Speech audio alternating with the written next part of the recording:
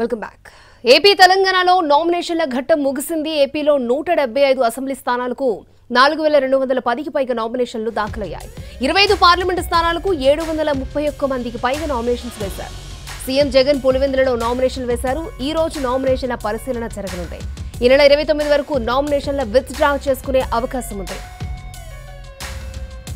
ఇక దాఖలైన నామినేషన్స్ ను ఇవాటి నుంచి పరిశీలించనున్నారు. ఈసీ రూల్స్ కి అనుగుణంగా అభ్యర్థులు నామినేషన్స్ ని పూర్తి చేశారా లేదా అన్నది క్లియర్ గా పరిశీలిస్తారు. ఒకవేళ తేడా వస్తే ఆ నామినేషన్ ను తిరస్కరిస్తారు.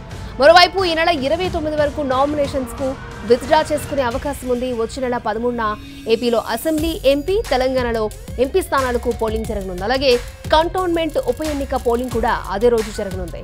మే 11న సాయంత్రంతో ఎన్నికల ప్రచారానికి తెరపడనుండగా మే 13న పోలింగ్ జరగనుంది. జూన్ 4న ఎన్నికల ఫలితాలను ప్రకటిస్తారు. రైట్, ఏపీ తెలంగాణలో నామినేషన్ల ఘట్టమైతే ముగిసింది.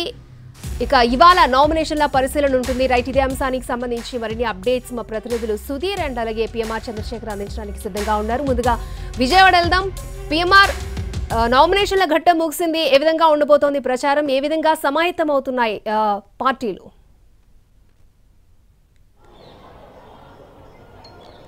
రైట్, చాలా స్పష్టంగా నామినేషన్ల వ్యవహారం అయితే ముగిసిపోయింది. సో ఇవాళ నామినేషన్ల స్క్రూటినీ జరగబోతోంది. అక్షయ, ఏపీ వ్యాప్తంగా చూస్తామంటే రాష్ట్ర వ్యాప్తంగా మొత్తం 175 అసెంబ్లీ సెగ్మెంట్లకు గాను 5,960 మేర నామినేషన్ సెట్లు దాఖలయ్యాయి. ఇక 125 పార్లమెంట్ సెగ్మెంట్లకు గాను 1102 నామినేషన్ సెట్లను దాఖలు చేసిన పరిస్థితి కనిపిస్తోంది. ఈసారి భారీ ఎత్తున ఇండిపెండెంట్లు నామినేషన్లు దాఖలు చేసిన పరిస్థితి కనిపిస్తుంది. ప్రధానంగా అనంతపురం కావచ్చు, ఉభయ గోదావరి జిల్లాలు కావచ్చు, కృష్ణా, గుంటూరు ఈ జిల్లాల్లో ఇండిపెండెంట్ల సంఖ్య చాలా ఎక్కువగా ఉన్నట్టుగా కనిపిస్తోంది. సో ఈ నేపథ్యంలో నామినేషన్ల స్క్రూటినీ వ్యవహారం అనేది చాలా కీలకంగా మారుతోంది.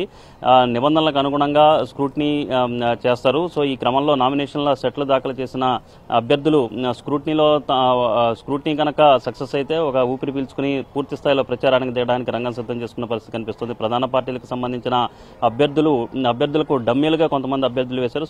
సో ఈ స్క్రూటినీ తర్వాత చాలా మంది ఇండిపెండెంట్లు కావచ్చు, డమ్మీలు కావచ్చు విత్డ్రా చేసుకునే అవకాశం కనిపిస్తుంది. ఈ నెల 29వ తేదీ వరకు విత్డ్రాయల్స్ కు సంబంధించిన చివరి లాస్ట్ డేట్ ఉండడంతో అప్పటి వరకు ఆ తర్వాత 29వ తేదీ తర్వాత ఎవరెవరు అభ్యర్థులుగా ఉండబోతున్నారు, ఎక్కడెక్కడ ఏ నియోజకవర్గాల్లో ఎంతమంది పోటీ చేయబోతున్నారు అన్న అంశానికి సంబంధించి కూడా క్లారిటీ వచ్చే సూచనలు కనిపిస్తున్నాయి. సో ఈలోగా స్క్రూటినీ పూర్తి అయిపోయిన తర్వాత పూర్తి స్థాయిలో ఇప్పటికే ఒక విడత ప్రచారాన్ని అన్ని పార్టీలకు సంబంధించిన అభ్యర్థులు పూర్తి చేశారు. రాష్ట్ర వ్యాప్తంగా కూడా ఆయా పార్టీలకు సంబంధించిన అధినేతలు కూడా విస్తృతంగా పర్యటనలు చేస్తున్న ఈ సందర్భంలో త్వరలోనే ప్రధాని మోడీ పర్యటనలు కూడా చేపడుతున్నారు. సో పూర్తి స్థాయిలో ప్రధాన ప్రతిపక్ష పార్టీలు, మరొకవైపు సీఎం జగన్మోహన్ రెడ్డి కూడా రెండో విడత యాత్రకు ఎన్నికల ప్రచారానికి శ్రీకారం చుడుతున్న పరిస్థితి. ప్రతిరోజు 3 నియోజకవర్గాలను కవర్ చేసే విధంగా సీఎం జగన్మోహన్ రెడ్డి కూడా ప్లాన్ చేసుకున్నారు. సో ప్రధాని చంద్రబాబు నాయుడు, పవన్ కళ్యాణ్, మరొకవైపు సీఎం జగన్మోహన్ రెడ్డి, పురంధేశ్వరి ఇటువంటి అగ్రనేతలందరూ కూడా రాష్ట్ర వ్యాప్తంగా పర్యటనలు జరిపి తమ పార్టీలకు సంబంధించిన అభ్యర్థులను గెలిపించుకునేందుకు విస్తృతంగా పర్యటనలు చేపడుతున్న పరిస్థితి కనిపిస్తుంది. మరి కాసేపట్లో స్క్రూటినీలకు సంబంధించిన వ్యవహారం ప్రారంభం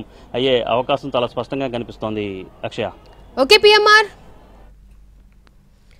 రైట్, గా ఎంపీ ఎలక్షన్స్ తెలంగాణలో నామినేషన్స్ పర్వం అయితే ముగిసింది. ఇవాళ నామినేషన్ల పరిశీలన జరుగుతుంది. రైట్, ఇదే అంశానికి సంబంధించి మరిన్ని అప్డేట్స్ సుధీర్ మనకి అందించడానికి సిద్ధంగా ఉన్నారు. సుధీర్, తెలంగాణలో 17 లోక్సభ స్థానాలకు సంబంధించి నామినేషన్ల ఘట్టం అయితే ముగిసింది. ఈ రోజు వరకు ఇప్పటి వరకు అందుతున్న సమాచారం ప్రకారం 895 మంది నామినేషన్లు దాఖలు చేసిన పరిస్థితి కనిపిస్తుంది. దాదాపుగా 1400 పైచిలకు నామినేషన్ సెట్లను కూడా దాఖలు చేశారు. అయితే నిన్న చివరి రోజు కావడంతో పెద్ద ఎత్తున ఇటు స్వతంత్ర అభ్యర్థులు ఆర్ఓ కార్యాలయానికి వచ్చి వారంతా కూడా నామినేషన్ పత్రాలు దాఖలు చేశారు. వారందరితోటి కూడా ప్రమాణం చేయించడంతో చాలా ఆలస్యమైందని కూడా తెలుస్తుంది. దీనికి సంబంధించి ఇంకా పూర్తి స్థాయిలో వివరాలు అయితే రాలేదు. నిన్న రాత్రి 12 గంటల సమయంలో అందిన సమాచారం ప్రకారం 895 నామినేషన్లు దాఖలైనట్టు కూడా తెలుస్తుంది. ప్రధాన పార్టీలతో పాటుగా ఇటు స్వతంత్ర అభ్యర్థులు పెద్ద ఎత్తున రంగంలోకి దిగారు. వారంతా కూడా ఎన్నికల్లో పోటీ చేయాలని చెప్పేసి భావిస్తూ వారంతా నామినేషన్లు దాఖలు చేసిన పరిస్థితి ఉంది.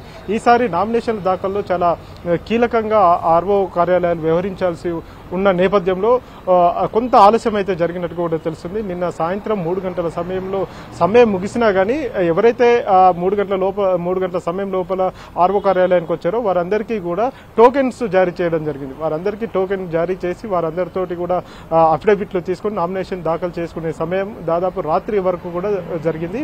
ఈ నెల 13వ తేదీన మే 13వ తేదీన పోలింగ్ అయితే జరుగుతుంది. ఉదయం 7 గంటల నుంచి సాయంత్రం 5 గంటల వరకు. అయితే ఈ నేపథ్యంలోనే రాష్ట్ర వ్యాప్తంగా పోలింగ్ శాతాన్ని పెంచేందుకు ఒకవైపు ఎన్నికల కమిషన్ పెద్ద ఎత్తున ఏర్పాటు అయితే చేస్తుంది. గ్రామీణ ప్రాంతాల్లో పోలింగ్ శాతం పెరుగుతుంది, పట్టణ ప్రాంతాల్లో పోలింగ్ శాతం తక్కువగా జరుగుతుంది. కాబట్టి కొంత పట్టణ ప్రాంతాల్లో ఎక్కువ దృష్టి పెట్టాలని చెప్పేసి ఫస్ట్ టైం ఓటర్స్ ఎవరైతే ఉన్నారో 18 ఏళ్లు నిండిన యువతి యువకులు వారందరికీ కూడా స్పెషల్గా అవగాహన కార్యక్రమాలను కూడా ఏర్పాటు చేసిన పరిస్థితి కనిపిస్తుంది. ఈ రోజు నామినేషన్ల పరిశీలన, అదేవిధంగా నామినేషన్ స్క్రూటినీ ఉంటుంది. ఈ రోజు సాయంత్రం 5 గంటల తర్వాత ఎవరైతే ఎన్నికల బరిలో ఉంటున్నారో వారందరికీ కూడా గుర్తుల కేటాయింపు అయితే జరుగుతుంది. వారు బరిలో ఉన్న వారందరికీ ఈ నెల 29వ తేదీ విత్డ్రా కార్యక్రమం అయితే ఉంటుంది. అక్షయ. ఓకే సుధీర్.